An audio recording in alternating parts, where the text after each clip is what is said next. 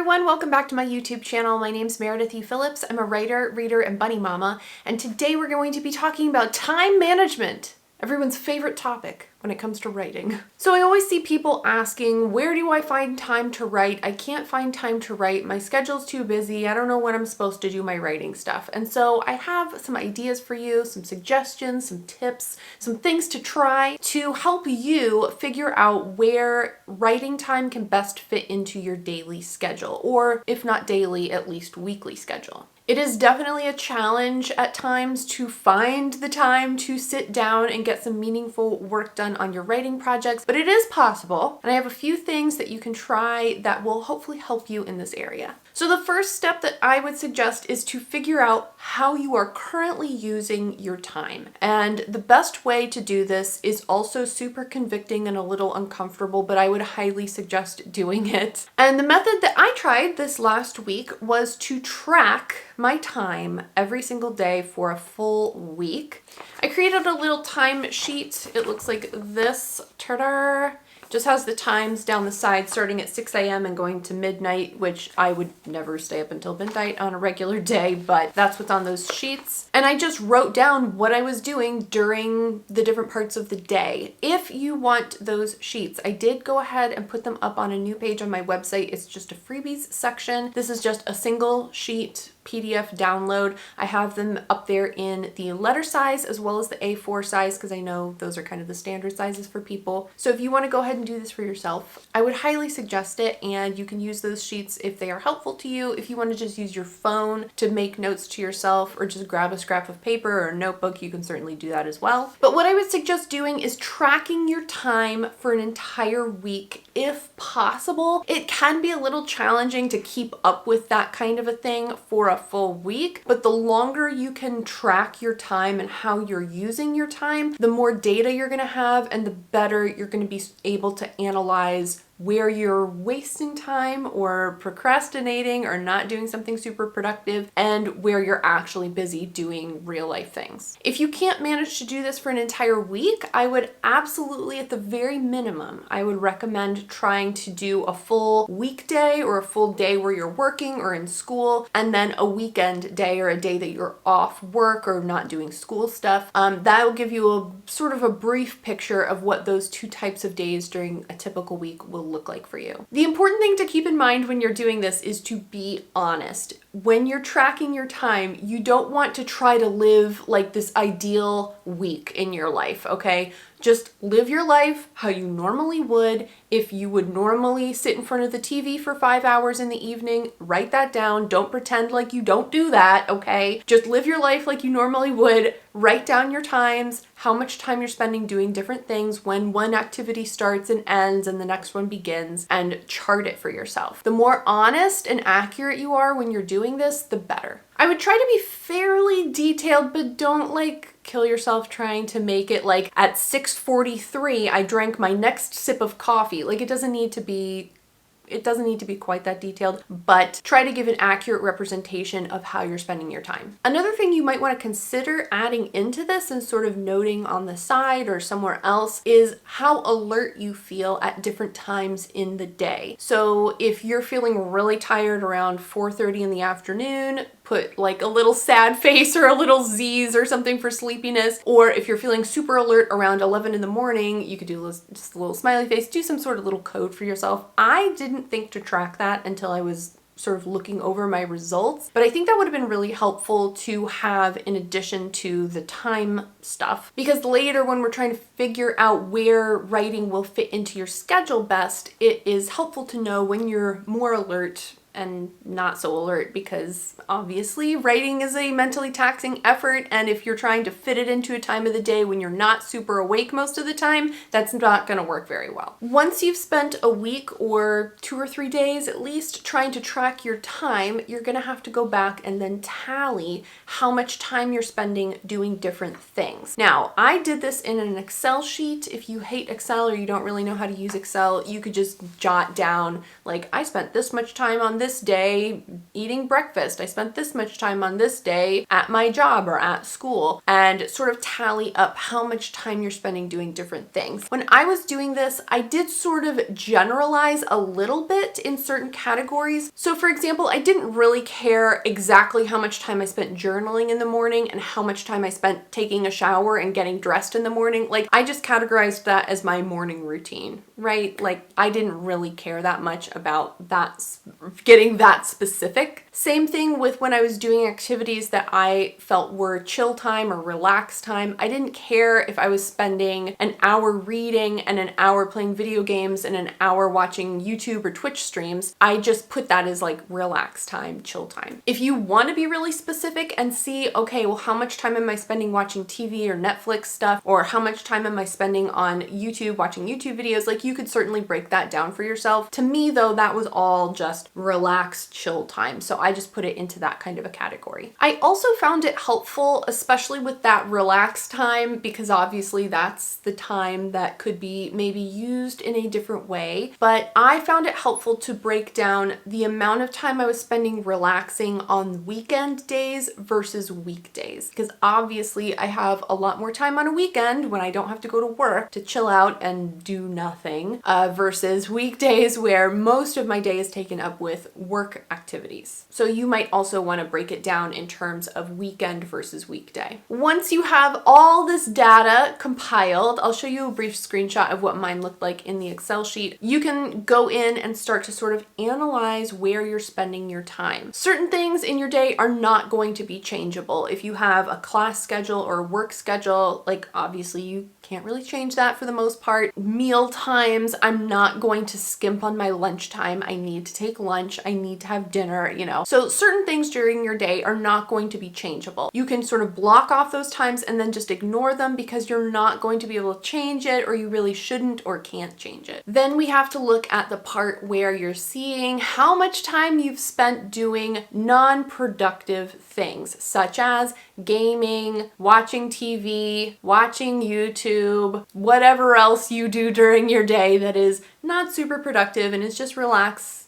chill time. Now, I do want to say that there absolutely should be some portion of your day that is spent just relaxing, just downtime for yourself. We all need that kind of relaxation. So don't think that I'm saying you have to like get rid of all of it and be productive every second of your day. No, you do need some relaxed time, especially at the end of a long work day or something like that. However, if you're spending 5 or 6 hours every evening watching Netflix, maybe there's a little bit of time in there that you could siphon off and use for something else. Also, again, this is the part where you can kind of consider, when are you most alert during your day? If you can see a pattern in your level of alertness goes down as it gets later and later into the evening, don't schedule your writing time for 9 p.m. It's not going to happen. Don't do that to yourself. Schedule it for some other time that is going to work better with both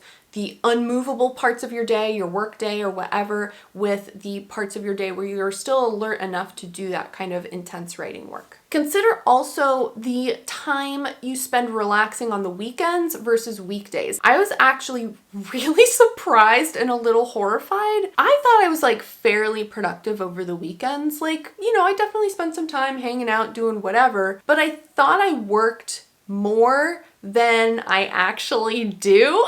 The week that I tracked, I spent 7 hours average on Saturday and Sunday doing like chill activities. 7. Now I was awake for 15 hours. So, I don't know. I was surprised though. I thought I was doing more work than that on the weekends, but I'm not. So I'm still doing a significant chunk of work, but it wasn't quite as much as I was thinking it was. And 7 hours seems like a lot, but I was like, you know, I usually spend an hour or two in the morning goofing around, a longer break sort of in the middle of the day, and then usually in the evening I'm not doing anything. So it kind of adds up, and there it is. But on weekdays, I was only spending about an hour and a half a day on relaxing and chill time, which to me, that sounds fair. enough. I get off work at 4 in the afternoon, and then we usually go to bed around 10. That's when we're usually in bed and getting ready to turn out the lights for the day, which that's 6 hours. 6 hours of time, and I'm spending an hour and a half of that just sort of doing whatever I want. I feel like that's fair enough. I don't feel like my weekdays are as wasted. Again, I don't want it to be like, oh, I shouldn't be spending any time doing, fun downtime stuff, but non-productive time. The other thing that really surprised me was how much time I spend on video stuff. It was a lot. The entire week, I tallied it. I spent 11 hours and 48 minutes on video related stuff. Now that included setup, filming, editing, creating thumbnails, uploading, doing like the entire process. It took me pretty much 12 hours in 1 week to do all of that stuff, which is that's a lot of time. But that's what it takes. It is fun. I do enjoy it. So I'm not like complaining about it, but it is a big part of my week. I knew I spent a lot of time on it, but I didn't realize it was quite that much time.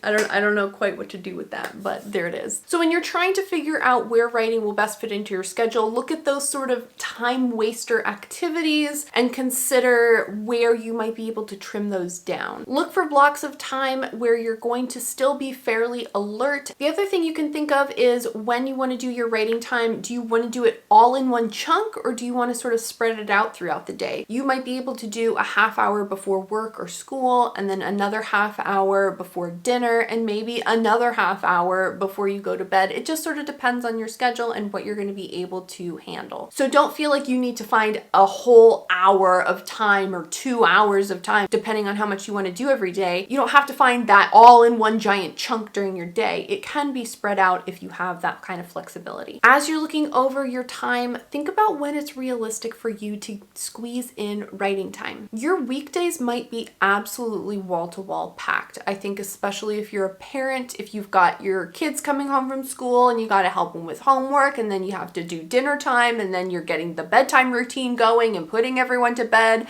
Like, you might be able to do writing work after all that's done, but listen, if you're exhausted, don't feel like you're having to do this massive mental effort and get this writing work done if you're just spent. There's different seasons in life, right? And different times in life, you're going to have more free time than others. So if you're in a season of life right now where you really do not have the energy and the time to do this kind of thing every day or most days, don't worry about it. You might look at your timesheets and realize, I don't have time during a weekday to do this stuff. I just don't. And that's fine. Find time on the weekend when you have availability for it. I think we've probably all heard the writing advice, write every day. I totally disagree with that. You do not have to write every day to be a good writer or to get ahead. There's different seasons in life. Some people are going to be able to write every single day, and that's awesome. Good for them. Other people are going to be able to write once or twice a week. Fine.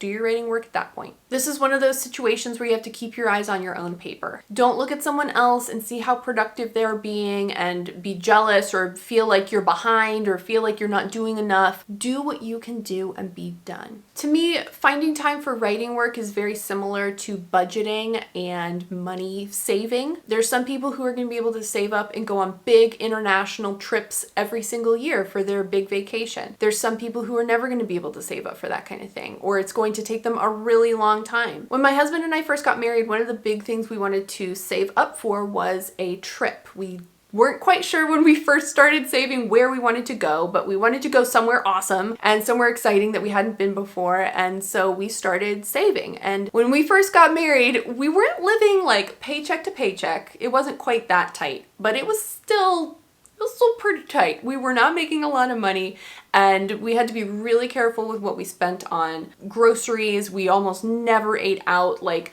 we were very careful with where our money went, but we were able to save up over the course of 5 years. It took us 5 years. We didn't go on a vacation anywhere else during those 5 years. And eventually we had saved up enough money and we got to take a 2-week trip to the UK, and it was awesome. I had other coworkers at the time who were able to go on cruises for spring break, and they were able to go on big trips in the summertime, and they had more money than me. They were at a different stage in life, and it was fine. We spent our time saving up and we got where we wanted to go. And so writing is the same way. You might see someone else who's able to draft an entire book in a month, or they're able to churn out books all the time and they're constantly publishing, and it can feel like you're not doing enough. But don't look at their level of productivity and feel like that's a gold standard. It's not. Do what you can do and be done. Once you've looked over your timesheets and you're able to find where you're wasting time, where you're not wasting time, and you can find those pockets during your days to fit in the writing, then you actually have to sit down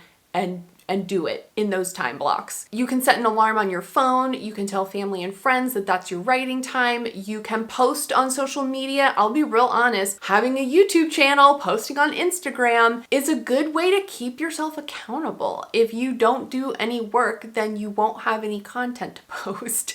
And if you want to keep things like this going, then that's a good way to sort of motivate yourself. Oh, I got to sit down and do this, or I won't have anything to vlog this week. Oh, I better sit down and do this, or I'm not going to have an Instagram post to post. You know, which kind of is superficial and silly, but it works. It works. So posting on social media might be a good option for you. Writing isn't always fun. It's a mentally taxing effort. It's not an easy kind of a hobby or a career to pursue. And very often you have to just force yourself to sit down and get started. Other times you need to give yourself a break and not worry too much about it. You're not on a deadline for anyone else except for yourself. And make sure you keep in mind your reason why. Why are you doing all this? If you don't know exactly what I'm talking about, I made a whole video about the reason why. I'll link it up here for you. I would definitely go check that out. I think that might help you narrow down a really motivating reason why this is important to you and why you're going to all this effort to do this thing. So I hope that was helpful. If you do end up doing an experiment with yourself to track your time, let me know how it goes.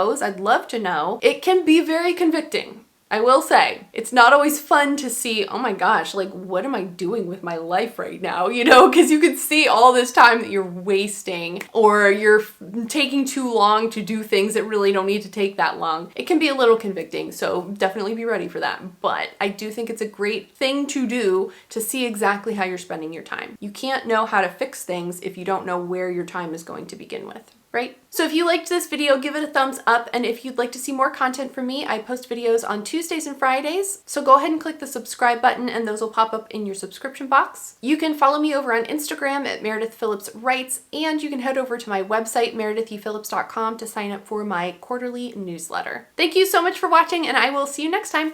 Bye. Track your awakenedness or your alertness during the day. Alertness? Alertness? Is that a word? Alertness. How alert you are. When my husband and I first got married, one of the big things we wanted to do was go, stupid little, there's like a gnat in here.